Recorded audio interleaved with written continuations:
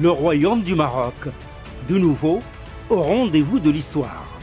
Celle de donner du dynamisme, de la sérénité et de l'élan à ses grandes orientations. Celle de traduire sur le terrain des réalisations la véritable signification de la symbiose plusieurs fois séculaire entre le peuple et le trône. Celle de relever les plus grands défis qui soient, à commencer par ceux du présent, inattendus planétaires, sanitaires, économiques et sociaux, engendrés par la pandémie du nouveau coronavirus. À peine l'alerte mondiale donnée, Sa Majesté le roi Mohammed VI donne ses hautes instructions au gouvernement pour procéder à la création immédiate d'un fonds spécial dédié à la gestion de la crise sanitaire. Un fonds doté de 10 milliards de dirhams initialement, pour une gestion sur 3 niveaux. Le premier, c'est la mise à niveau du dispositif médical, en termes d'infrastructures adaptées et de moyens supplémentaires à acquérir dans l'urgence. Le deuxième, le soutien de l'économie nationale, à travers une batterie de mesures couvrant l'accompagnement des secteurs vulnérables au choc induit par la crise du coronavirus et la préservation des emplois. Et le dernier, l'atténuation des répercussions sociales de cette crise en apportant des aides aux populations impactées. Doté initialement de 10 milliards de dirhams, le fonds est rapidement alimenté par des contributions du privé et du public, pour cumuler à fin juin plus de 33 milliards de dirhams. Face à la pandémie du Covid-19, le plan d'action établi sur très hautes instructions royales permet rapidement, sur le plan sanitaire, de maîtriser la progression de la maladie. Le système de santé est renforcé en équipements et moyens pour une meilleure absorption des flux des cas actifs du Covid-19. La priorité est donnée à l'augmentation de l'offre en infrastructures sanitaires. Les forces armées royales contribuent pour leur part à l'effort de réponse à la pandémie, sur très hautes instructions de Sa Majesté le roi Mohammed VI, chef suprême et chef d'état-major général des forces armées royales. L'armée met à disposition du système de santé son infrastructure, ses équipements et ses moyens humains, et elle apporte son expertise de terrain. La bonne gestion de la crise, grâce aux hautes instructions de Sa Majesté le roi Mohammed VI, est qualifiée au plan national, régional, continental et international d'exemplaire. Gestion exemplaire au plan national, suivie d'un élan de solidarité tout aussi exemplaire en direction du continent africain. Dès le 13 avril, Sa Majesté le roi Mohammed VI effectue des entretiens téléphoniques avec messieurs Alassane Ouattara, président de la République de Côte d'Ivoire, et Macky Sall, président de la République du Sénégal, auquel Sa Majesté le roi propose le lancement d'une initiative de chefs d'État africains en vue de faire face à l'impact sanitaire, économique et social de la pandémie. Joignant l'acte à la parole dans un élan de solidarité sans précédent dans l'histoire du continent africain, unique en son genre au plan mondial en cette période de pandémie, des aides sont accordées sur très hautes instructions de Sa Majesté le roi Mohammed VI à plusieurs pays africains et à la Commission africaine pour les accompagner dans leurs efforts de lutte contre le coronavirus, une véritable leçon en matière de coopération sud-sud.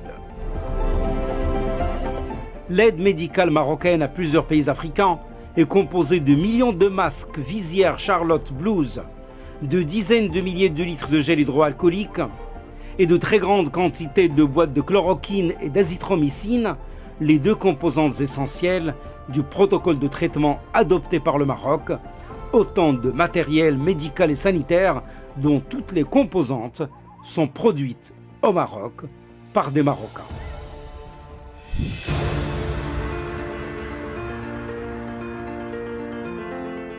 L'action et les initiatives royales internationales pour faire face à la pandémie se reflètent clairement également dans l'appel lancé à l'ONU par le Maroc. C'était à la mi-juin. Un appel qui s'inspire des valeurs humanistes et des principes humanitaires qui ont toujours guidé la diplomatie marocaine sous l'impulsion de Sa Majesté le roi Mohammed VI. L'appel a été lancé par le représentant permanent du Maroc à New York en sa qualité de président du segment des affaires humanitaires du Conseil économique et social des Nations Unies. Un appel à l'action pour soutenir la réponse humanitaire dans la lutte contre la pandémie du Covid-19. L'appel du Maroc a bénéficié d'un appui record. 171 pays de tous les groupes régionaux, ce qui représente 90% des membres des Nations Unies. Une véritable prouesse diplomatique pour le royaume. La crise du nouveau coronavirus a suscité un élan d'ensemble pour conjuguer les efforts et la créativité des uns et des autres, notamment ces jeunes ingénieurs marocains qui, en l'espace de quelques semaines, ont mis au point des respirateurs artificiels nouvelle génération, ou encore ces kits de dépistage PCR du nouveau coronavirus 100% made in Morocco, sans compter les dizaines de millions de masques aux normes internationales, sortis des ateliers de diverses unités industrielles qui ont réorienté leur chaîne de production en vue de répondre aux besoins les plus pressants du Maroc et des pays amis.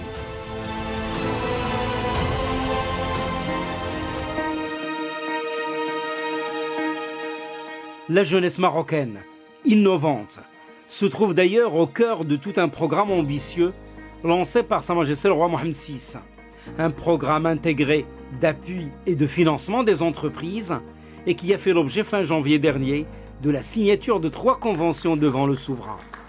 Le programme bénéficie d'un fonds d'appui au financement de l'entrepreneuriat doté d'une enveloppe de 6 milliards de dirhams répartis sur une durée de 3 ans, financé à parts égales par l'État et le secteur bancaire, fonds renforcé par une enveloppe supplémentaire de 2 milliards de dirhams sur très hautes instructions de Sa Majesté le roi Mohammed VI, destinés aux entreprises dans le monde rural. Les 2 milliards de dirhams supplémentaires permettent de faire baisser le taux d'intérêt des financements accordés aux porteurs de projets dans le cadre de ce programme impulsé par Sa Majesté le roi à un niveau historiquement bas, plafonné à 1,75% dans les zones rurales. Et pour les autres jeunes porteurs de projets, ce taux est d'à peine 2% pour des financements bancaires couverts par la garantie de l'État à travers la Caisse centrale de garantie. La jeunesse marocaine devrait figurer au cœur de tout un nouveau modèle de développement aujourd'hui en gestation. Une commission spéciale sur le futur modèle de développement du Maroc avait été constituée par Sa Majesté le roi Mohammed VI, qui en a nommé le président en novembre 2019 et les membres le mois d'après.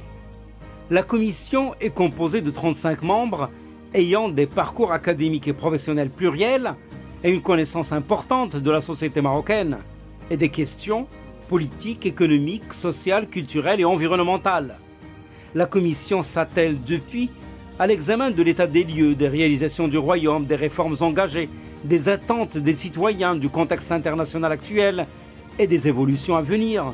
Évolutions notamment au plan économique, telles pour le secteur agricole, qui génère 14% du PIB et qui demeure le premier pourvoyeur d'emplois dans le pays. Et il existe aujourd'hui toute une nouvelle stratégie de développement du secteur agricole, qui porte d'ailleurs le nom ambitieux de Génération Green 2020-2030. La nouvelle vision stratégique du secteur agricole vise la consolidation des filières agricoles pour le doublement des exportations en vue de les porter à 50-60 milliards de dirhams et du PIB agricole qui devrait atteindre 200 à 250 milliards de dirhams à l'horizon 2030. L'un des piliers de cette vision, c'est l'amélioration des rendements agricoles à travers la modernisation des systèmes d'irrigation.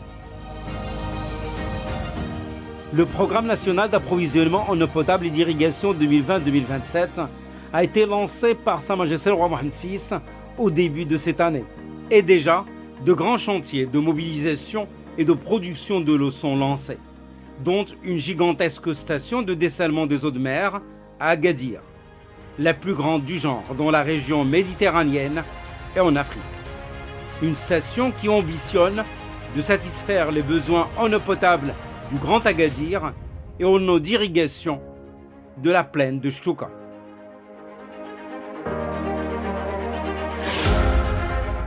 Le royaume du Maroc.